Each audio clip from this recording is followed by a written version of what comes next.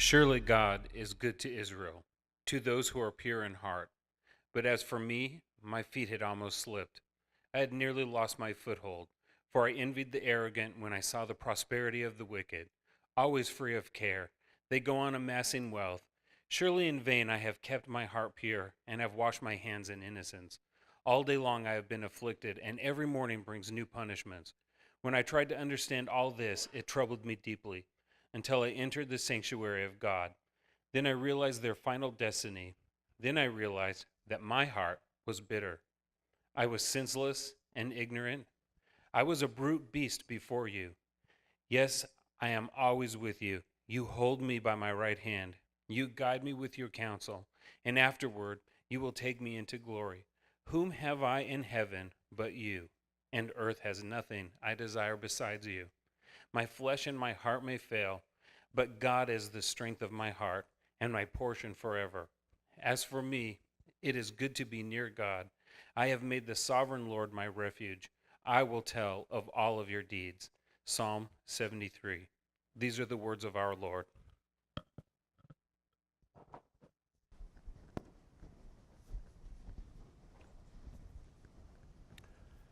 Good morning, Grace Place family. So glad you're here. Welcome to Back to Church Sunday. I almost said back to school. This is national. All over, everybody is getting back from their vacation, getting kids enrolled in school, and finally getting the opportunity to come back and join in worship together. We're glad you're here. God's got something in store for us every time we come together. You know, over the years, I've had a lot of people that have said to me as a pastor, I would like to believe in Jesus, but I can't. I would like to believe in Jesus, but I can't. And what I've found is you probe and you talk to people a little bit deeper. They fall into one of three categories. First, they say, there's no evidence that there's a God. I can't believe that there's a God, there's just no evidence. The second group would be people who would say, and maybe, they share these groups, all three of what we're going to talk about as reasons why that they're struggling in their belief. But the second group would be made up of those people who say, if there was a God, there wouldn't be suffering. There wouldn't be hungry children in Africa. And, if there was a God, then, God would take care of those people who have cancer. He would heal them, and then there wouldn't be sickness like that either. So I'm struggling with that. The third group would be people who would say, if there really was a God, then everyone is on the same track. All these religions are after the same God, and so why try to dig into one over another? It's the pursuit of God, and really, if you think about it, if you're just being good, there is a higher power. He is interested in you just being good. And so, why are we wasting our time? Now, this third group has a bumper sticker, and you've probably seen that before, right? The coexist bumper sticker. Where we got? Somewhere up there. Almost. No. We struggling on the PowerPoint? The coexist bumper sticker, you've seen that before, right? And it's one of the ones that really irritates me. I hate it when I get behind somebody who has coexist. Because generally, it's attached to the bumper of a car that's struggling to coexist with traffic.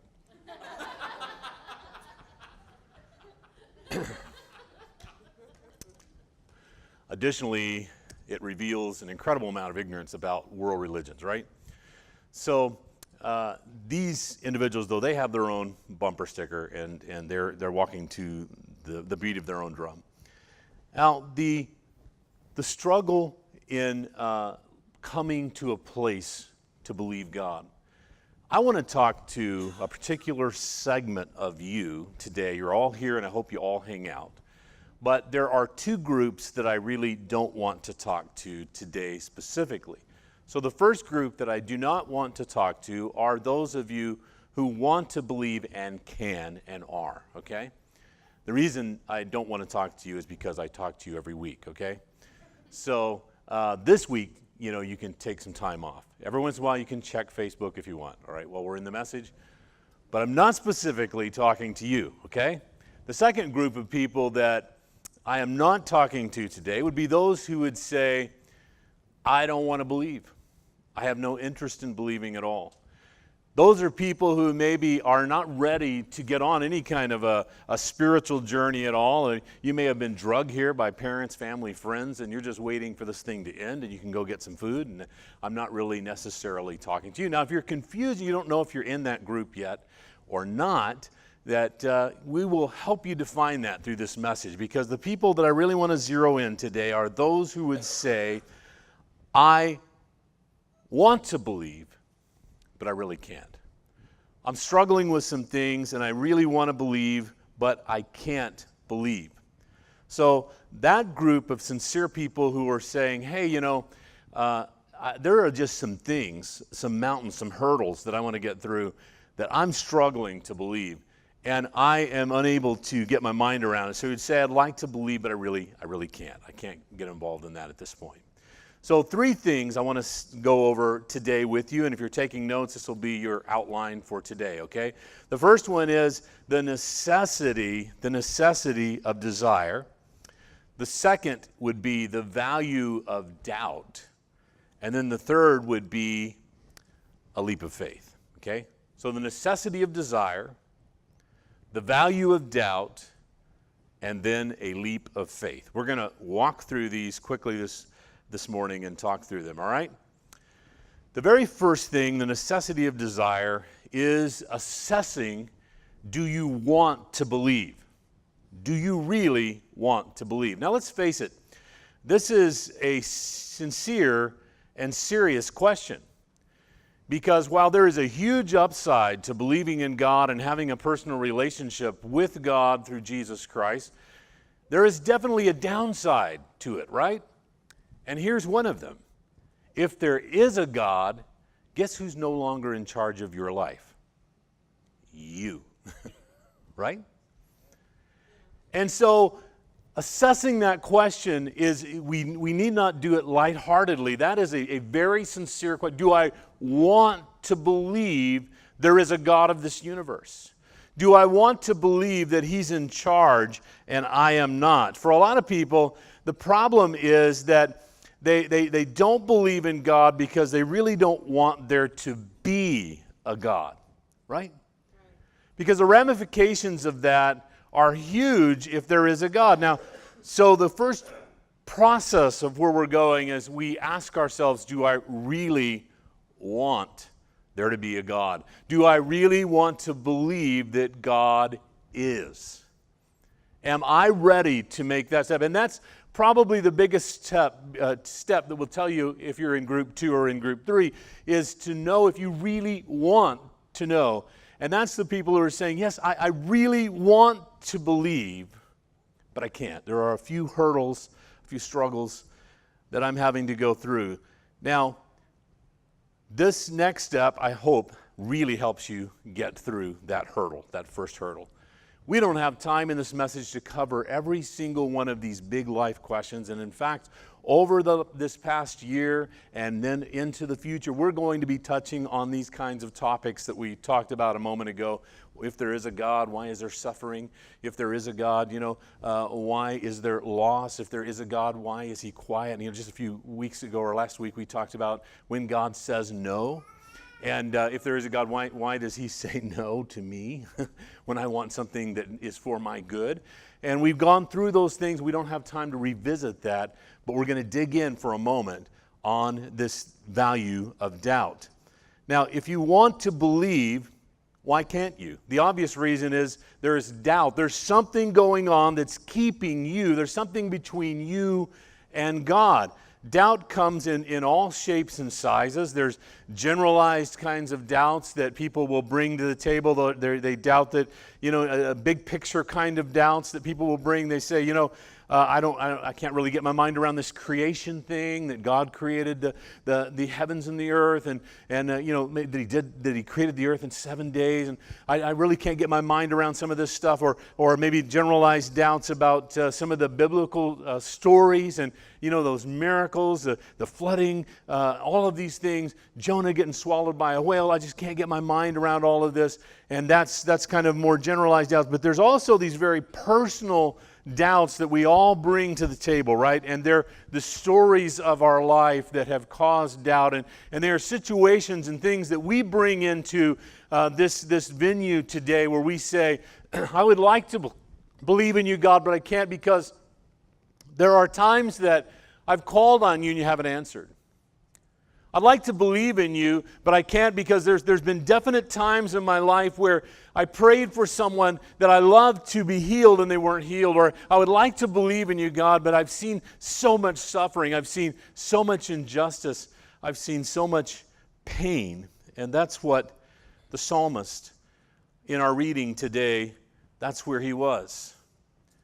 He was in a place where he was a committed follower of Jesus Christ or a follower of God, and he was committed in his walk with God, and he loved God and had this personal relationship with God. But something had happened as he had seen around him these different kinds of things going on in society that shook his faith. He was going through critical times and difficult times, and he was seeing people that were not loving God and not living for God seemingly being rewarded. Their life was going great. Their life was blessed. Good things were happening for them, and yet for him there was difficulty and challenges and suffering and crisis. And in other words, there was doubt coming between him and God. Now, the traditional religious view about doubt is that it's a really bad thing. You do not want to get involved in doubt if you're going to be a follower of God, a follower of Jesus. You don't want doubt in your life. You want all doubt to be cast out, right? So that's a traditional view in religion. But if you examine the Bible closely, the Bible teaches us something much different than that, and that is that a doubter is not an unbeliever, but a pre-believer. The Bible teaches us a doubter is not an unbeliever, but a pre-believer. And it's the journey that we go through with our questions and our doubt that brings us to an encounter with God and brings us into a deeper understanding of Him in our lives in a very personal way. There are places in the Bible where we see, many places in the Bible where we see examples of people who brought doubt to the table, and it is through that doubt and through their questions that God encountered them and met them, and they became those who were believers and followers as a result of their doubts. That's the case with the Bible story that we shared earlier today. Asaph was a writer of the Psalms. He was a devout believer. But he almost lost his footing in faith. And we heard it read a little earlier. He said, my feet had almost slipped and I had lost my foothold. My feet had almost slipped and I had lost my foothold. Now he's using the metaphor for his walk in faith is climbing this mountain, and he suddenly loses footing, and he had almost lost his faith completely, almost fell to the bottom and started walking a different direction because his faith had been so shaken and challenged. As we read through what had challenged his faith, we see that he begins to describe the injustices of his day, and he starts wondering, did I sign up for the wrong team? Seems like things are going better for these people who aren't following God, who aren't living for God at all. It seems like their lives are going smoother and things are going better for them. And they're really fixed on things that are important in life. And I mean, they're going to have retirement and they're going to have, the things that are needed going forward. And I am not, because I'm sacrificing and I'm working and I'm giving. And I'm wondering, did I sign up for the wrong team? And so his faith, even though he had known God and had this relationship with God, is being shaken in a profound way as he looks around at the injustices that are happening all around him. And as he's going through this real personal crisis and this difficulty and this seeming injustice, he might have said something like, I've really been trying, and I don't understand, God, why that my life is not on a better track. I don't understand why you're not meeting some of the basic needs that I have or that my family has right now, and that other people, their needs are being met and things are happening for them. Did I choose the wrong team? Now, what's interesting about the story and the journey of Asaph is that it is his doubt that leads him to this huge discovery, and we see that play out. We heard it in the reading of the psalm, how that his life completely turned based on him beginning to question and doubt, is God really interested in me? Is God really concerned about what's going on? Is God a personal God? Not just a God of the world and looking over everything and just making sure that the lakes and rivers don't flood and the oceans, don't overcome land, but this personal God who knows that I tripped up today. This personal God who knows exactly what's happening in my family in this moment.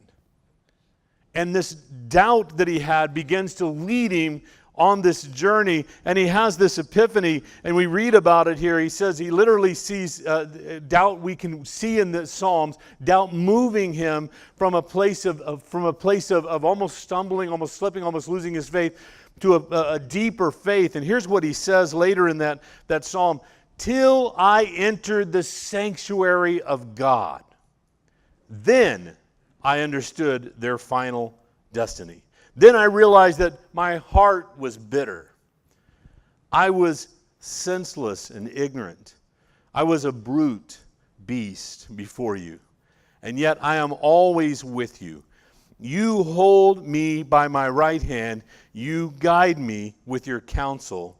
And afterward, you will take me into glory. Asaph's spiritual journey and awakening is taking him from a place of slipping, of doubt, to deeper understanding. He said all of these things that were going on around the world caused me to doubt. All the things that were going on in my world around me, in my own city, in my own neighborhood, were causing me to doubt. But he said, once I entered the sanctuary of God, or God's presence, once I got into God's presence, things began to get clear. I started to understand and see things differently. He says, till I entered the sanctuary of God, then I understood their final destiny. Then I understood that my heart was bitter, and I was senseless, and I was ignorant. And he goes on to proclaim, and this is one of the psalms that many songs have been written.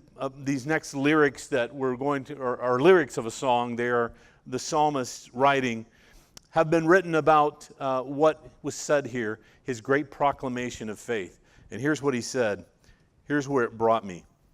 Whom have I in heaven but you? From a place of is there a God? To a place of who have I anywhere but you? There's no one but you. And earth has nothing I desire besides you. My flesh and my heart may fail, but God is the strength of my heart and my portion forever. As for me, it is good to be near God. I have made the sovereign Lord my refuge, and I will tell of all your deeds. Doubt leading to faith. You may remember the story in the Bible about Thomas. We gave him a nickname, didn't we? We called him Doubting Thomas. But do you remember the whole story about Thomas? The disciples came to him and said, we saw Jesus. He's great. He's been resurrected. He's alive. He's no longer dead. And it's awesome and it's incredible. And he said, I'm really glad that you guys believe you saw Jesus. But until I can touch him, until I can see him, I don't know that I can believe. I would like to believe, but I can't. Thomas' journey began in doubt. If you don't remember the whole of the story, I want to read to you what happened when he touches Jesus, his doubts evaporate, and he says in John 21:24, "My Lord, my God." Here's what you may not know. He was the only disciple to call Jesus God. And it was his doubts that led him to that revelation. He was the only disciple to call Jesus God. And his doubt brought him to that encounter. Francis Bacon said that if you begin with certainty, you will end with doubt. But if you begin with doubt, you will end with certainty. What am I saying? If you are here today and you're saying, I'd like to believe, but I can't, you are so close to God. You are in a very, very good place. It's the questions that are going to lead us to discovery. Those who try to build their faith on the backs of others who have rightfully gone through this already, they fall away when the storms come and when the crises come. You can't build your faith on your parents, on your grandparents, on anyone else. You must have your personal encounters with God. Yes. He invites you. You must invite His presence. So the good news for you, if you're doubting, is that if you doubt, you're a pre-believer. And now we're ready for step 3, the leap of faith. It's something you're going to have to do. Now, what is the process of dealing with our doubts and coming to a place of faith? So many begin up here intellectually trying to fix that. You know, if I could just find enough evidence about God, then I could satisfy that nagging doubt that's going on in my mind, and I could suddenly begin to believe like I need to believe. But the problem is that the doubt didn't originate in your intellect. It didn't start there. I want to take you through it for a moment. You cannot intellectually solve all doubts. The reason that you don't want to deal with the doubts that you have intellectually, you don't want to try to understand things better so that you can prove God, is because that's not where your doubts started in the first place. Now, intellectuals will tell you that, and I've had a lot of conversations with people who tell me they can't believe in God because, you know, it's just, it's an ancient book, and it's, you know, there's just, you know, science is disproved, and there's no God, you can't smell Him, you can't taste Him, you can't hear Him, and so they've got all of this rationality down as to why you can't believe God, you can't trust God. But once you get through that initial affront that's going on, they will tell you one of these stories that we had talked about earlier in the message. They'll tell you the story of where doubt really began. If you listen closely, they'll tell you. They'll say, yeah, I can't believe, and they'll cite all the examples and quote all of the great authors. And then if you keep listening, what they'll say is something like this: and besides all that, if there was a God, why is there suffering in the world? Why did my dad die of cancer? Why is there such injustice in the world? If there really is a God, what's going on? And the reason why is because all doubt starts right here in the heart, not up here in the head. It starts in the heart. It starts with your story and with the wounds and with the things that have happened around you. And that's where doubt really began. And then intellectually, people try to defend it. They start coming up with the basic kind of logical kind of reasoning why that they believe or don't believe, right? But it started in the heart. It started with their story. They'll say to you, my mind won't let me believe in fairy tales, so I can't believe in the Bible. And then they'll say, but you know, when I was little, my mom got really sick and we prayed for her and she died. I can't believe there's a God that would do that. A kind of God that would take a mom away from a 10-year-old. They will reveal to you hurts and wounds. A story of witnessing suffering of others, a story of unanswered prayer in their own life, a story of the death of a friend, a spouse, a child, the story of injustice like Asaph's story as he looked around the world and says, you know, things just don't add up. If there's a God, why are things this way? And here's the point for our gathering. The sticky statement to take away today. Doubts never begin with arguments. They always begin with experiences. They never begin with arguments. They always begin with experiences. Great teachers have come together on the same platforms to talk about those who are doing apologetics, defending the faith, and those who are anti-God or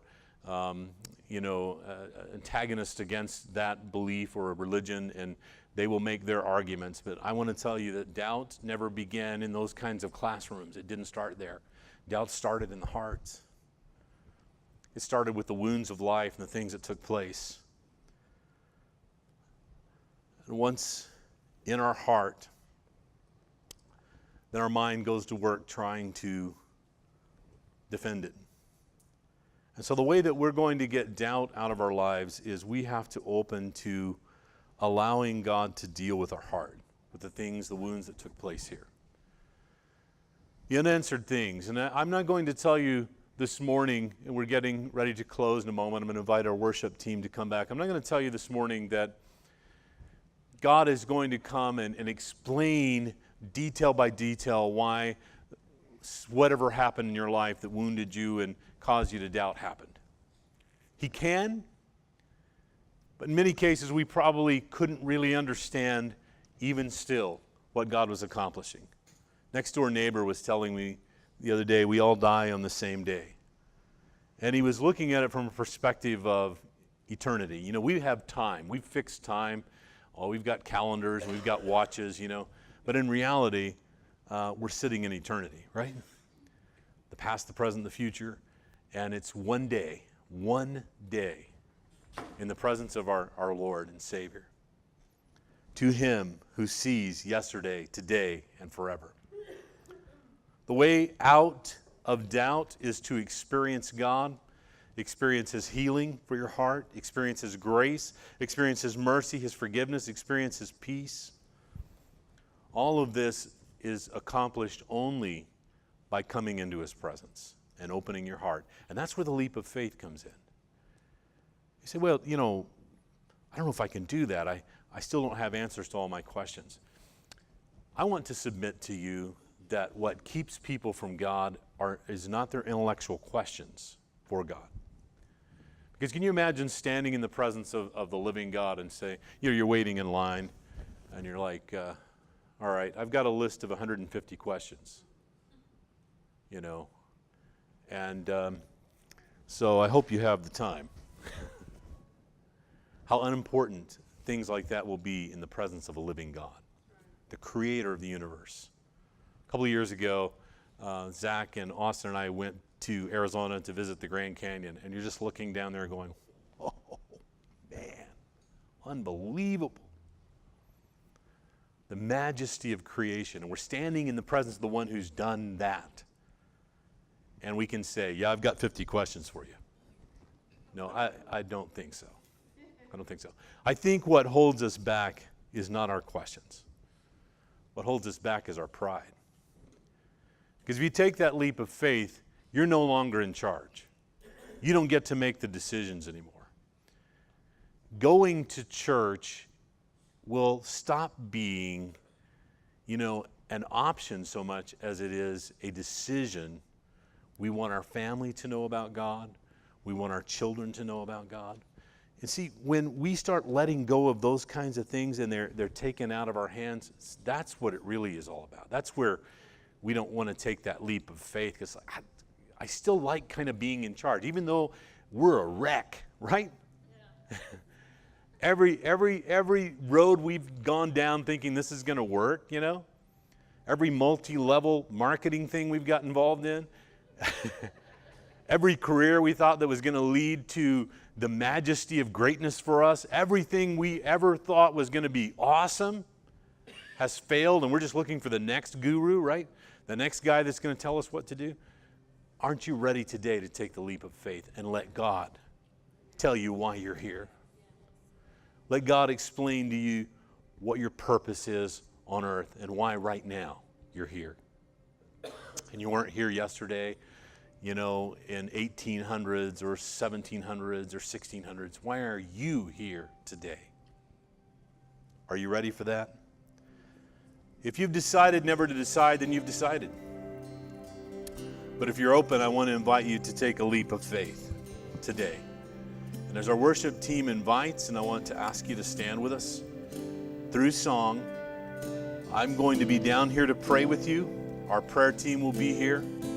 If this is your day to take a leap of faith, if you need someone to agree with you and pray with you, that this is going to be a new journey for you, a new start for you, we're here. We love you. We want to see God do His work in your life.